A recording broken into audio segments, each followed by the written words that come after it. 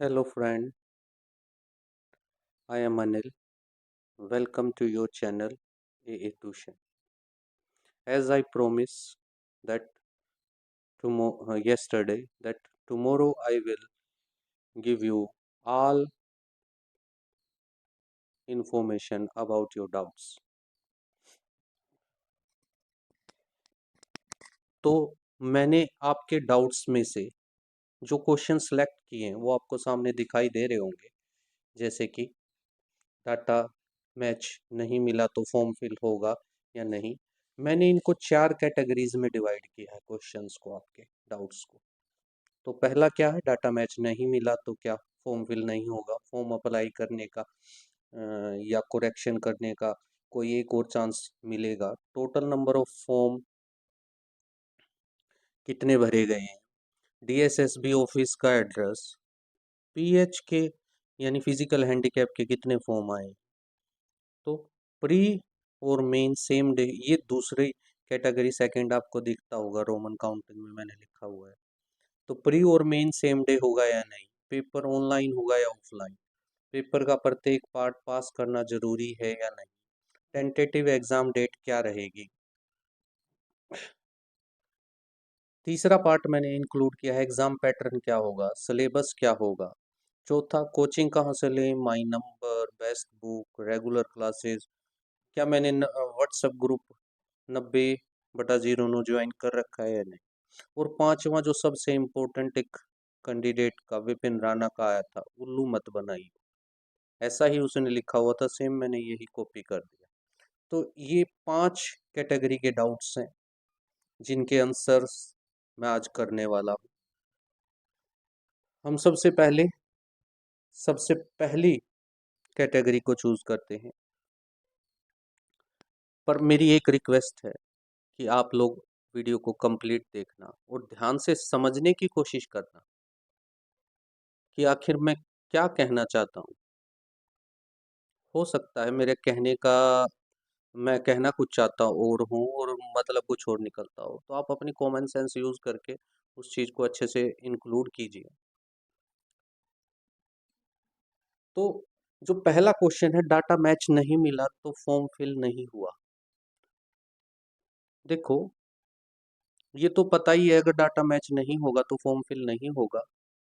तो अगर जिसका डाटा मैच नहीं हुआ और फॉर्म फिल नहीं हुआ, तो अगर उस कैंडिडेट ने एप्लीकेशन के साथ आईडी लगाकर सबमिट करवा दिया है तो उसका फॉर्म फिल माना जाएगा, क्योंकि डीएसएसबी ने खुद ऐसा नोटिस निकाल रखा है, भाई जिसे भी फॉर्म फिल करते वक्त कोई प्रॉब्लम आ रही है तो वो एप्लीकेशन के साथ आईडी सबमिट करवा दे, और वो ऐसे सबमिट कर भी रहे थे। अब दूसरा क्वेश्चन, फॉर्म अप्लाई करने का या करेक्शन करने का क्या एक और चांस मिलेगा। मैं आप लोगों को यहाँ पर साफ साफ बता देता हूँ कि भाई वो दोबारा फॉर्म अप्लाई करने का मौका नहीं देंगे और ना ही करेक्शन करने का कोई चांस देंगे, क्योंकि जिस नोटिस में उन्होंने लिखा था ना, भाई जिसका भी फॉर्म भरते वक्त कोई प्रॉब्लम आ रही है तो वो टीएसएसबी ऑफिस आके डॉक्यूमेंट सबमिट करवा सकता है एप्लीकेशन के साथ, मीन्स आईडी, एप्लीकेशन के साथ एक आईडी सबमिट करवा सकता है। जिसने ऐसा कर दिया तो उसका तो फॉर्म फिल माना जाएगा, क्योंकि वो फॉर्म उन्हें खुद अपडेट करना होगा। अब यहाँ पर सोचने की बात है कि भाई अगर आपने जो आईडी सबमिट करवाई है वहाँ पर, उसमें अगर आईडी के अंदर आपका अपडेटेड डाटा है, जैसे आप अनमैरिड हैं या मैरिड हैं, तो ये इतना मैटर नहीं करता, बस आपका फॉर्म एक्सेप्ट होना चाहिए।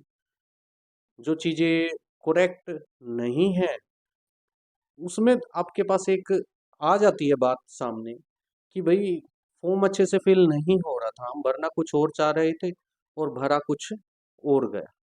तो ये इतनी बड़ी प्रॉब्लम नहीं है, प्रॉब्लम ये है कि आपका रोल नंबर निकलना चाहिए, और रोल नंबर जिन्होंने भी ऐसा किया है आई थिंक उन सबका निकलेगा।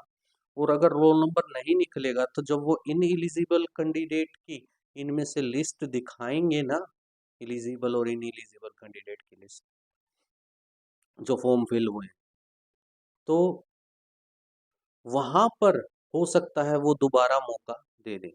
लेकिन उस लेटर के अंदर जिसमें इन्होंने ये कहा था कि भाई आप एप्लीकेशन के साथ आईडी फिल करवा दीजिए, और जिन्होंने आईडी फिल नहीं की, मतलब एप्लीकेशन भी सबमिट नहीं की और फॉर्म भी सबमिट नहीं किया, उनको दोबारा मौका नहीं मिलने वाला। मीन्स कहने का ये है, हो सकता है, मैं पूरी तरह से नहीं बोल रहा, पर हो सकता है कोरेक्शन करने का मौका मिल जाए, कंफर्म नहीं। और वो कोरेक्शन करने का मौका कब मिलेगा? अगर ये इलिजिबल और इनएलिजिबल कैंडिडेट की लिस्ट निकाल देते हैं तो आप लोग, मैं ये नहीं कहूँगा आप इलिजिबल इनएलिजिबल कैंडिडेट की लिस्ट का वेट कीजिए। आप लोग डीएसएसबी ऑफिस जाइए। डीएसएसबी ऑफिस का एड्रेस करकर डुमा वाला ही डीएसएसबी का ऑफिस है। जब आप डीएसएसबी की वेबसाइट खोलते हैं, वहाँ पर अबाउट ऑप्शन पर जाते हैं, तो वहाँ पर ये डीएसएसबी करकर डुमा कोटवा करकर डुमा वाला ही ऑफिस का एड्रेस दिखा रहा है, तो आपको उसी एड्रेस पे जाना है। अब रही बात हमारे तीसरे क्वेश्चन की, आई थिंक आप लोगों को इसके आंसर मिल चुके होंगे। तीसरा क्वेश्चन हमारा टोटल नंबर ऑफ फॉर्म। जो टोटल नंबर ऑफ फॉर्म है वो एक जो हमारे पास आरटीआई का रिप्लाई यूट्यूब पर दिखाया जा रहा था, उसमें दिखा रहे थे कि भाई अनरिजर्व्ड कैंडिडेट 974 है, ओबीसी 1043, एससी 825, एसटी 145, ईडब्ल्यूएस 1। और अगर मैं इन सबको जोड़ दूं तो ये 2988 कैंडिडेट। लेकिन जो मैं पूछ के आया था डीएसएसबी ऑफिस में अपने एक फ्रेंड के थ्रू, वहां पर जो उसने मुझे इन्फॉर्मेशन दी थी वो 3200-3300 फॉर्म की दी थी। तो आरटीआई का रिप्लाई भी गलत नहीं हो सकता। तो यहाँ पर बात ये निकल के आती है, हो सकता है जो ये ज्यादा कैंडिडेट हैं 250 से 300, ये वो वाले हूँ जिन्होंने ऑफलाइन सबमिट करवाया हूँ। मैं कंफर्म नहीं हूँ, मैं ये बता रहा हूँ जो इन्फॉर्मेशन मेरे सामने आई उसके बेस पर। अब आप इसको मानिए ना मानिए, ये टोटली डिपेंड्स ऑन यू, क्योंकि मैं 100% इस पे बिल्कुल भी श्योर नहीं हूँ। मैं जो चीजें होगी वो आपके सामने रखूंगा, जैसी बात होगी वैसे ही बता दूंगा। मैं अपनी तरफ से कुछ नहीं करने वाला इसमें, जो मुझे पता लगेगा वही बताऊंगा बस।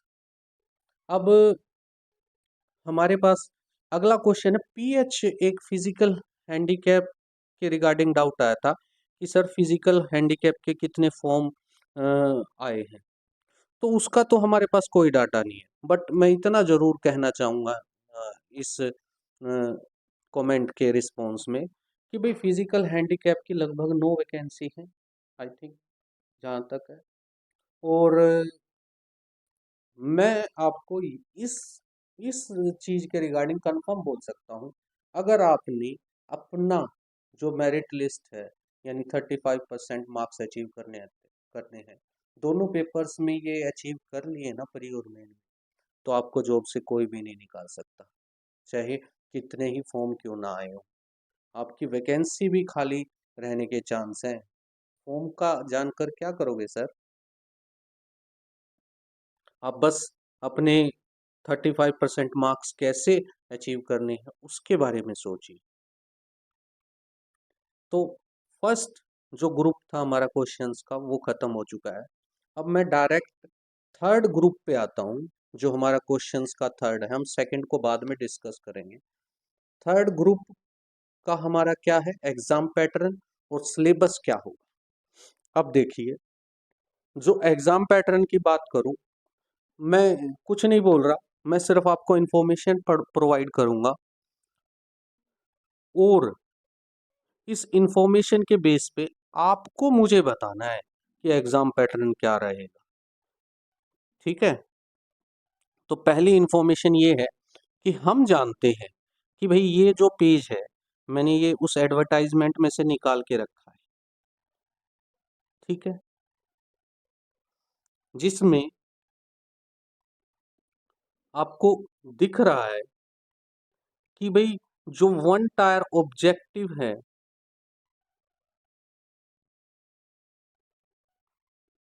वो 10:30 से 1 बजे के बीच है पार्ट, और जो आपका मेन एग्जाम है वो आपका 3 से 5:30 दिख रहा है, ठीक है। अब कहने का मतलब क्या है, मैं यहाँ पर यही कहना चाहता हूँ, आप प्री एग्जाम को देखिए, ऊपर प्री एग्जाम में क्या है, 5 से ऊपर यहाँ पर सिलेबस दिया हुआ है प्री एग्जाम का एडवर्टाइजमेंट के अकॉर्डिंग, कि भाई सेक्शन ए है जो जनरल अवेयरनेस है, जनरल अवेयरनेस का सिलेबस ये मेंशन कर रखा है उन्होंने। फिर general intelligence and reasoning ability का सिलेबस मेंशन कर रखा है। फिर general English and general Hindi का सिलेबस मेंशन कर रखा है। फिर अर्थमेटिक एंड न्यूमेरिकल एबिलिटी का सिलेबस मेंशन कर रखा है। फिर सेक्शन बी दे रखा है और सेक्शन बी का सिलेबस भी मेंशन कर रखा है। तो ये हमारा एडवर्टाइजमेंट का सिलेबस है, ठीक है जी। और एडवर्टाइजमेंट का सिलेबस तो है ये, लेकिन एडवर्टाइजमेंट में पेपर का पैटर्न क्या है कि भाई आपका एक प्रिलिमिनरी एग्जाम होगा जिसमें आपके 5 सेक्शन होंगे, 40-40 नंबर के, 40 नंबर की हिंदी, 40 नंबर की इंग्लिश, 40 नंबर का मैथ, 40 नंबर की रीजनिंग और 40 नंबर की आपकी जनरल अवेयरनेस जीके होगी। तो ये तो प्री एग्जाम तो सभी में सेम है, तीन जो एग्जाम पैटर्न हमारे सामने है तीनों में ही सेम है। जो मेन एग्जाम है वो तीनों में डिफरेंट है। जो एडवर्टाइजमेंट में मेंशन है उसमें क्या मेंशन है कि भाई आपके 200 नंबर का मेन एग्जाम होगा और उसमें क्या होगा, आपके 200 नंबर में से 10 क्वेश्चन आएंगे 20-20 नंबर के, जो आपके जॉब की जॉब की जो ट्रेड है उसके अकॉर्डिंग आएंगे, ठीक है जी। फिर मैं समझाऊंगा बाद में आपको कि भाई मैं ये क्यों दिखा रहा हूँ। फिर मैं आप लोगों को अगला पेज दिखाता हूँ कि भाई ये रहा एग्जाम पैटर्न, इसमें साफ से दिखाई नहीं दे रहा, लेकिन इसमें जो मेन एग्जाम इस पेपर के रिगार्डिंग हुआ था वो हुआ था ये वाला, जिसमें प्री प्री में मैं आपको पढ़ के सुना देता हूँ। ये हमारी वेबसाइट है ना डीएसएसबी की, देखो मैंने डुप्लीकेट कोई भी नहीं निकाला हुआ, इस पर मेंशन है कि ये कब निकला था, 2/6/2017 को, डेट भी मेंशन है, सेक्रेटरी के साइन भी हैं। तो मैं फेक नहीं दिखा रहा आप लोगों को, ना मैं उल्लू बना रहा हूँ। तो जो प्री एग्जाम हुआ था उसमें भी 40-40 मार्क्स के सेम 5, जैसा कि प्री मैंने बताया सभी का सेम। जो मेन था उसके 2 पार्ट थे, पार्ट 1 और पार्ट 2, पार्ट 1 और पार्ट 2। और पार्ट 1 में क्या दे रखा है कि भाई आपके 4 सेक्शन हैं, जीके और जनरल अवेयरनेस, रीजनिंग, मैथ और इंग्लिश, ये 4 सेक्शन है। और जो सेकंड पेपर है जो इसके अंदर, उसके अंदर आपका ऐसे 50 मार्क्स का है, और लेटर राइटिंग और एक्सपेंशन ऑफ आइडियाज ये 25 मार्क्स के हैं। इनमें से आपको एक करना था, चाहे तो आप एक्सपेंशन ऑफ आइडियाज कर लेते, चाहे लेटर राइटिंग, ये 25 मार्क्स का था आप लोगों का, ठीक है। अब यहां पर जो तीसरा पेपर पैटर्न है उसके अंदर क्या है, प्री तो सेम है लेकिन जो मेन एग्जाम है वो डिफरेंट है, कि भाई इंग्लिश लैंग्वेज एंड कॉम्प्रीहेंशन ये 75 मार्क्स के, रीजनिंग भी 75 मार्क्स की, जीके भी 75 मार्क्स की, और जो मैथ है वो 50 मार्क्स का, और general computer knowledge computer 25 marks का। ये हमारा मेन एग्जाम है 300 मार्क्स का। और जो लिस्ट लगनी है वो केवल मेन एग्जाम पे ही लगनी है, चाहे कोई भी एग्जाम पैटर्न क्यों ना हो, प्री केवल क्वालिफाई है। ठीक है। अब रही बात कि भाई एग्जाम होगा कौन सा, एग्जाम पैटर्न आएगा कौन सा। अब इस चीज को दिखाने से पहले मैं आप लोगों को दो नोटिस दिखा देता हूँ। पहला नोटिस ये आया था, ये नोटिस आया था डीएसएसपी की साइट पर 29/6/2022। उन्होंने जो हमारा अब नोटिस आया था, ये नोटिस अभी ये फॉर्म भरने से पहले आया था, इसमें ये लास्ट लाइन लिखी हुई है। इसी लाइन को पढ़कर उस एक कैंडिडेट ने, विपिन राणा ने मुझे कहा था उल्लू मत बनाइयो।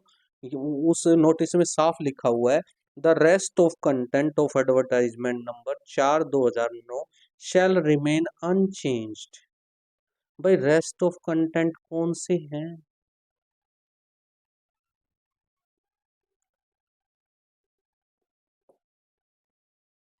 जो फॉर्म में हमने भरे थे वो वाले कंटेंट,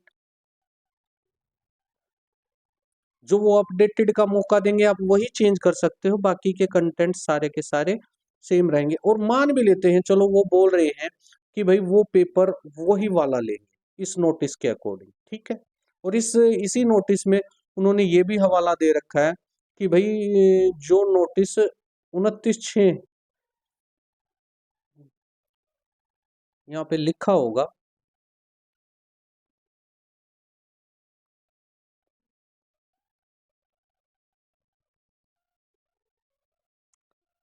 ये रहा 29/6/2022।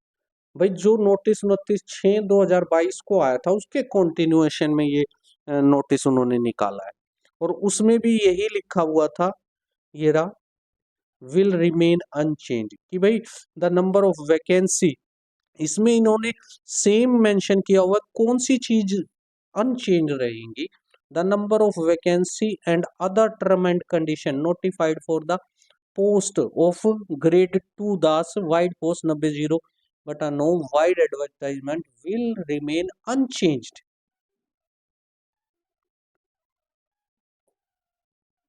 कौन सी? द नंबर ऑफ वैकेंसी और अदर टर्म एंड कंडीशन, और other term and condition, other term and condition में क्या हो सकता है? हो सकता है एज क्राइटेरिया हो, भाई उस टाइम पे तुम्हारी जो एज उसी क्राइटेरिया के अंदर मौजूद होनी चाहिए। हो सकता है क्वालिफिकेशन, भाई उस टाइम पे तुम्हारी वही क्वालिफिकेशन होनी चाहिए। आप उस टर्म एंड कंडीशन में एग्जाम को ही क्यों शामिल कर रहे हो?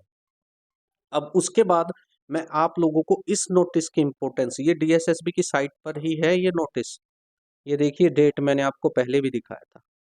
इस नोटिस में जब हमारा एडवर्टाइजमेंट में एग्जाम हुआ, वहां पर साफ साफ लिखा हुआ था कि भाई एग्जाम पैटर्न क्या है, लेकिन तब हमारी साइट पर एक ये नोटिस निकला था, ये नोटिस निकला था 14/2/2013 को, और इसमें लिखा हुआ था कि भाई 14/2/2013 के बाद कोई भी, ये न्यू एग्जामिनेशन स्कीम आई थी दास ग्रेड 2 के लिए, कि कोई भी एग्जाम इसके बाद होगा तो वो इस पैटर्न से होगा। तो हमारा एग्जाम जो 2009 वाला था वो 2014 में हुआ, तो वो इसी एग्जाम पैटर्न से हुआ था,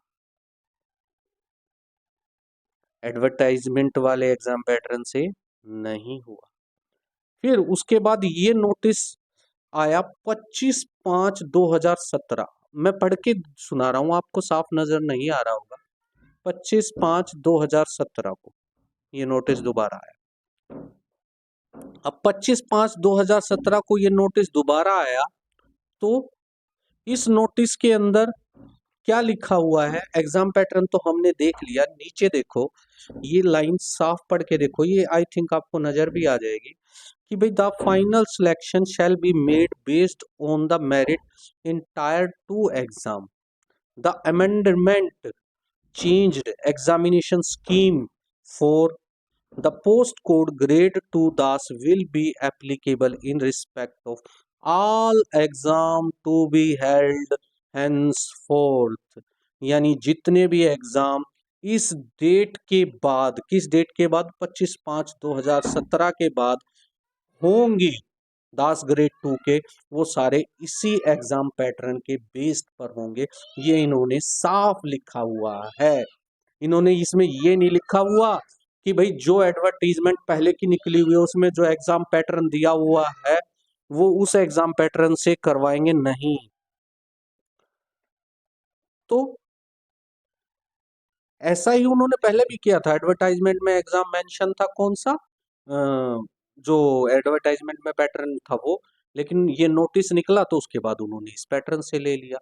अब ये नई एग्जाम स्कीम निकली तो वो इसी एग्जाम स्कीम से ही लेने वाले हैं, जहां तक मेरा आइडिया है, क्योंकि उन्होंने साफ मेंशन किया है कि इसके बाद दास ग्रेड 2 का कोई भी एग्जाम होगा वो इस पैटर्न पे होगा।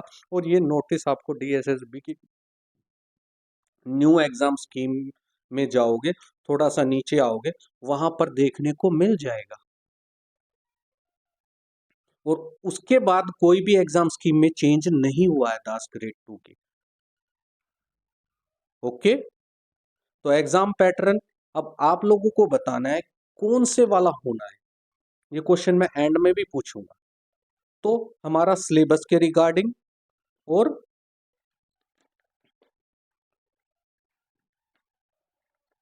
एग्जाम पैटर्न के रिगार्डिंग हमारे क्वेश्चनिंग आई थिंक खत्म हो चुके हैं ग्रुप थर्ड के। अब हम ग्रुप सेकंड पर आते हैं वापस। ग्रुप सेकंड पर प्री और मेन सेम डे होगा। जो ये न्यू एग्जाम स्कीम जब से लागू हुई है इसके बाद कभी भी प्री और मेन एग्जाम सेम डे नहीं हुआ है। तो आई थिंक प्री और मेन एग्जाम सेम डे नहीं होगा। माना नंबर ऑफ कैंडिडेट कम है, पर ऐसा नहीं हुआ है।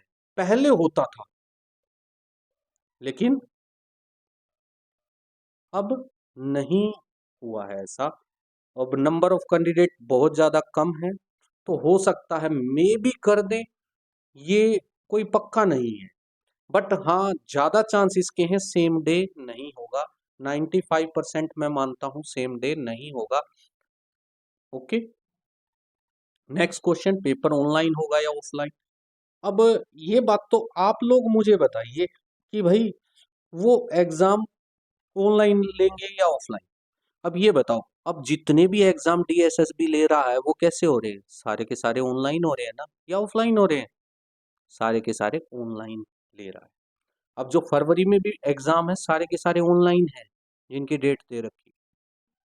और इन्होंने हमसे भी ऑनलाइन का ऑप्शन चाहे जबरदस्ती भरवा रखा है। तो ज्यादा चांस किसके लगते हैं, मुझे तो लगता है ऑनलाइन एग्जाम ही होगा। बाकी आपकी मर्जी। जो इस चीज के रिगार्डिंग इंफॉर्मेशन थी ना समझाने के लिए, वो मैंने आप लोगों को बता दी।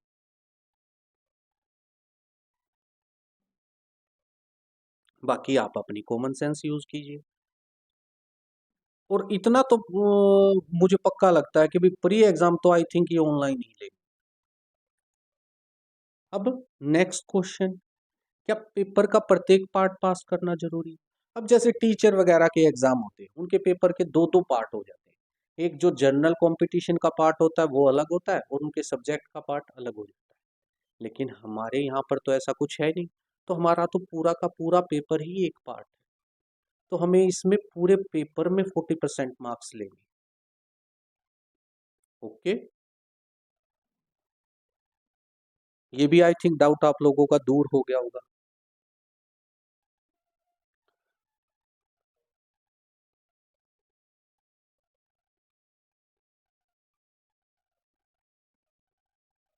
अब टेंटेटिव एग्जाम डेट पर आते हैं। देखिए, टेंटेटिव एग्जाम डेट जो मुझे पता लगी थी वो जनवरी एंड ही बता रहे थे। लेकिन जनवरी एंड में तो अब होना पॉसिबल लग ही नहीं रहा, होगा कैसे।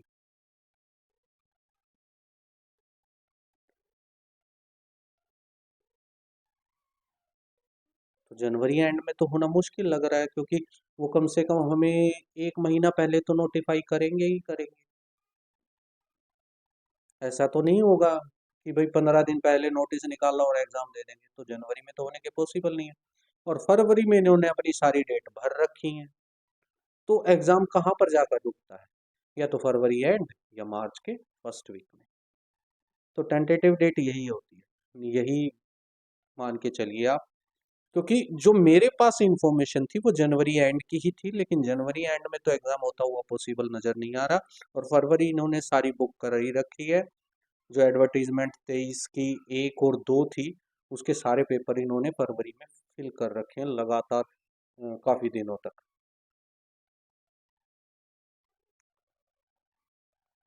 अब ये टाइम इन्होंने जनवरी के एंड का क्यों नहीं रखा, क्योंकि मुझे तो पता लगा था कि जनवरी के एंड में पेपर होगा, ये क्यों नहीं रखा। हो सकता है भाई जो हम ये ऑफलाइन हमारा फॉर्म अच्छे से फिल नहीं हुआ, इसके कारण टाइम लग गया होगा इसको अपडेट करने में। कुछ भी हो सकता है, ये तो मेरी अपनी थिंकिंग है, जो मैं अपनी कॉमन सेंस यूज करके, हो सकता है कुछ भी हो सकता है। वैसे तो करने को तो ये इतना बड़ा कोई मुद्दा नहीं था कि 250-300 फॉर्म अगर ऑफलाइन गए हैं तो उनको तो करने में एक दिन में, चाहे तो ये एक ही दिन में कर सकते थे सभी को अपडेट। तो आई थिंक सेकंड ग्रुप के भी क्वेश्चंस का आंसर खत्म हो गया। अब रही बात, एक क्वेश्चन मैंने यहाँ पे, एक डाउट मैंने मेंशन नहीं किया, वो डाउट क्या था, नेगेटिव पॉजिटिव मार्किंग का। देखो भाई,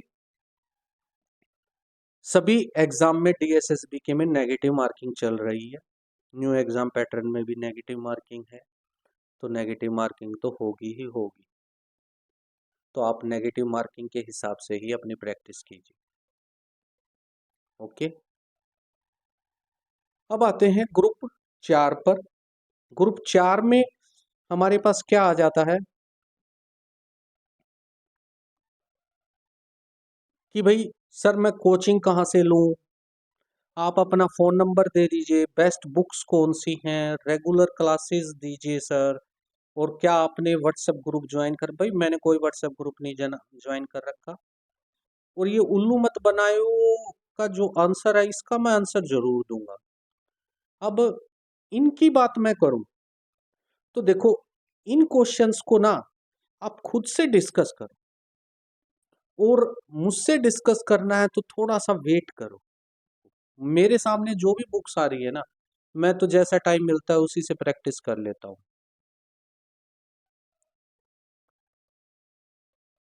और रही बात इनकी, तो आप थोड़े से दिन वेट कीजिए, 4-5 दिन। तो वो फोन आने के बाद चेक करते हैं भाई, उससे कुछ हमारी वीडियो जो बोर्ड पर बनाते हैं उसमें कुछ क्लियरिटी आएगी या नहीं आएगी। तो उसके बाद ही मैं इन क्वेश्चंस का आंसर देना वाजिब समझूंगा। और रेगुलर क्लास भी इसी में मेंशन है। और फोन आने के बाद ही फोन नंबर भी दिया जाएगा। तो आई थिंक ये भी क्वेश्चंस आपको लग गए, पता लग गए होंगे। मतलब इतना सॉलिड जवाब नहीं है, मुझे भी पता है, बट मैं आप लोगों को निराश नहीं करूंगा, मैं इस पर भी मेहनत करूंगा पक्का, जैसा मैंने इन पर मेहनत की है। और मैं आपको कन्फर्मली बता देता हूँ कि विद इन 5 डेज मैं इस जो आपके बचे हुए क्वेश्चंस हैं इनको भी सॉल्व करने की पूरी कोशिश करूंगा। और आप अपने लेवल पर भी कोशिश कीजिए। और अगर आपको कोई बुक्स या कोई कोचिंग पसंद आती है तो आप बताइए।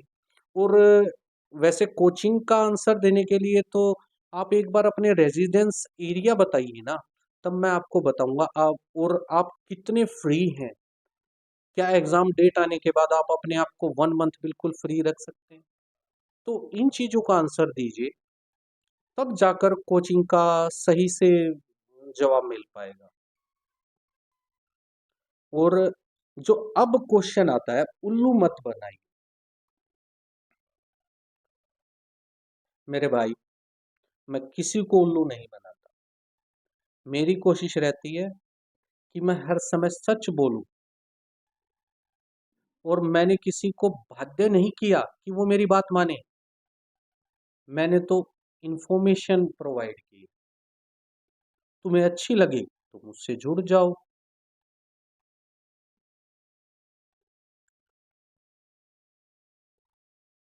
और आज भी मैंने इंफॉर्मेशन ही प्रोवाइड की है। तो ये वीडियो देखने के बाद आपको क्या लगता है, क्या आपके सारे क्वेश्चंस का आंसर मिल गया? अगर नहीं भी मिला तो आप कमेंट करके ग्रुप फोर्थ के क्वेश्चंस के रिगार्डिंग मैं सॉरी बोलना चाहूँगा, क्योंकि इनका आंसर आप लोगों को भी पता है, मुझे भी पता है, मैं अच्छे से नहीं दे पाया। ठीक है। और मेरे क्वेश्चन क्या हैं, जिनकी इंफॉर्मेशन मैंने अच्छे से प्रोवाइड की है, उनके रिगार्डिंग मैं आपसे ही पूछना चाहता हूँ। मेरा पहला, अब वीडियो देखने के बाद मेरा पहला क्वेश्चन है, एग्जाम पैटर्न कैसा होगा?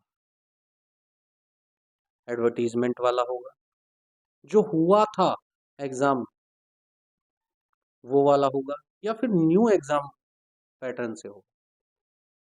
Second, pre main same day होंगे या फिर अलग अलग दिन होंगे? एग्जाम ऑफलाइन होगा या ऑनलाइन होगा?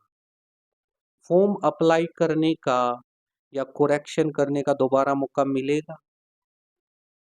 और अब एक सजेशन है मेरा आप लोगों से, भाई ये भर्ती ना बड़ी मुश्किल से शुरू हुई है,